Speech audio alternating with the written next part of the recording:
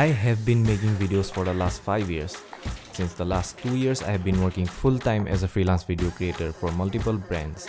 Let me give you all the backstory of how it all began. Back in 2017, I got my first paycheck doing what I love, that is making videos. I felt like a king making money at the age of 17, but that happiness would only last for about a month.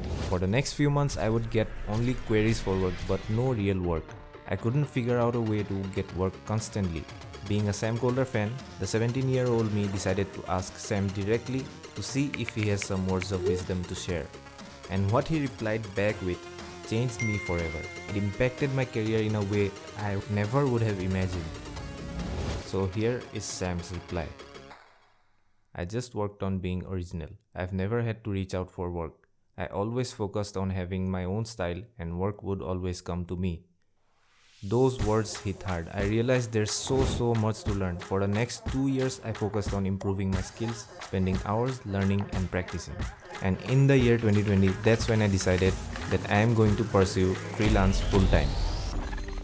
Hi everyone, my name is Mridu. I'm a freelance cinematographer and editor based in Guwahati, Assam. And in today's video, I'm going to explain how I went from making videos on my phone to making videos for brands and getting paid to do so. Just a quick disclaimer, in no way I am the most successful freelancer or anywhere close to that. I am just going to share a few things that I've learned along the 2 years and 10 months of my freelance journey, and I'm hoping that it can help you if you're a beginner starting out. So my first tip will be just create. Create your own videos, share them online, showcase your skills and advertise it to the world. In my case, I started out by making YouTube travel videos and I've put my heart and soul into it, and that's when people started noticing it. In the year 2020, when I started out freelance, due to the hours of work I put into my YouTube channel, I have had the opportunity to get a few clients lined up from the very start. This sounded very simple, but when you start out, your videos are not gonna look that great. I mean, you can take a look at my old travel videos. I'll put a link in the description to my old travel video playlist. They were very terrible. I used to copy every effect that Sam Golder used. Anyway, my point is that I kept on creating and I kept improving with every single upload. And that brings me to my next point.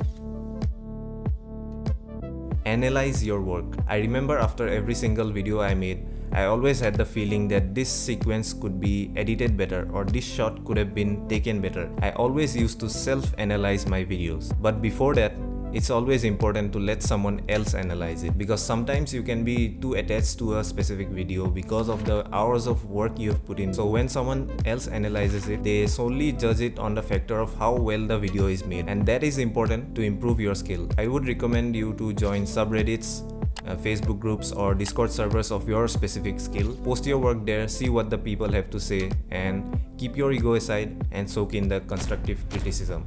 If you're starting out as a video creator, it is very important to keep your data safe and secure. However, sometimes no matter how many precautions you take, things can go wrong. You might be familiar with the problem of corrupt files. In my 5 years of making videos, I have encountered this problem more than 10 times. Unfortunately, back then I didn't know about Wondershare Repair It, but luckily for you guys, I'm here to tell you about it. With Repair It, you can recover your corrupted files in 3 easy steps irrespective of the level of damage. Step 1.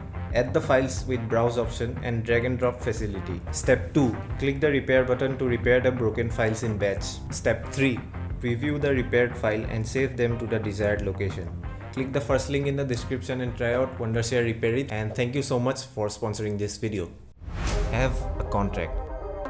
Now let's say you have listened to Sam's advice and my advice to the point where you have developed your skills and people started approaching you for work. This is basically the stage I was at the start of 2020. For the next few months, I've worked with different clients making music videos, after movies, and different sorts of projects. Anyways, what I've learned from my first year of freelance is that different clients have different requirements. Some clients say something and expect the results to be something else.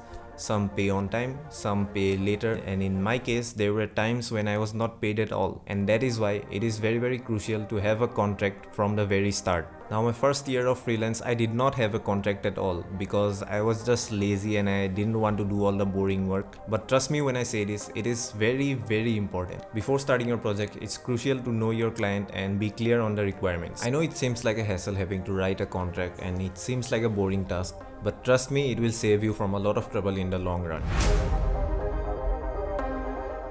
By the end of 2020 and the start of 2021, I had been editing these amazing projects for big name brands. But I was working for another group of people who would originally take the contract and outsource the work to me. So at the age of 20, I was working without a contract and without a portfolio and without even the portfolio rights of the project. I know I was an idiot. So I spent around 6 to 7 months working on these projects, putting my heart and soul into them, and I couldn't even include them in my portfolio. So basically I just spent my entire time working as a ghost editor for these clients. As a video creator, it is very important to have your own portfolio. It's important to ask your clients if you have the portfolio rights before starting on a project, because what's the use if you put your heart and soul into a project and you cannot even show it in your portfolio. In fact, this is the problem I think most video creators struggle with, where they look at themselves as technicians and they ignore the business side of things. Rather than getting paid for spending your time making a video and forgetting about it, put your heart and soul into one video and get the portfolio rights of that video. In the longer run, it will help you out to get high paying clients. Anyways, Parker Walbeck explains it way better than me. You can go and check out his video. I'll leave a link in the description. Parker, you're an inspiration. Thank you. Now let's say you have built your portfolio, you have built your contract, and you are getting clients consistently. But never forget one thing, that is to always keep learning. Keep sharpening your skills, learn new softwares, keep experimenting with your content, and always keep practicing, because without that you will be stuck at the same level. At the start of this year, I was basically at this stage, and at this point I was working with fashion brands like CityCard, on government projects like Northeast on Wheels, with brands like Simba for Zero Music Festival, and I have also moved on to collaborate with brands like Lumix. Again, I would like to mention, in no way I am the most successful freelancer or anywhere close to that, but I just wanted to share my story of how I got to the point where I would get freelance work from brands. Hopefully you could learn from my mistakes and proceed in your career even faster. If you found anything helpful in this video, a like and a subscribe would be highly appreciated, and thank you so much for watching.